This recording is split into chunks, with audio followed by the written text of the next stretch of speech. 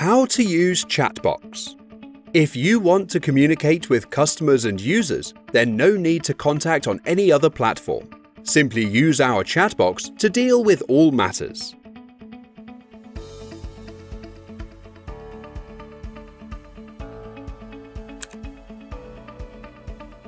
If you want to create new users or groups, simply go to Admin and click on Users button.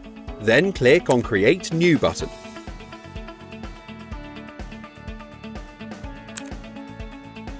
Click on CHATBOX button. Now you can click on any user to communicate. You can chat in groups as well. Just click on the groups icon to view all user groups. You can search users via the search bar. If you want to delete user chat, then click on the Delete button. You can attach files like important documents, pictures, etc. Exciting smileys are also available. You can search smiley by keyword as well. Chat sidebar.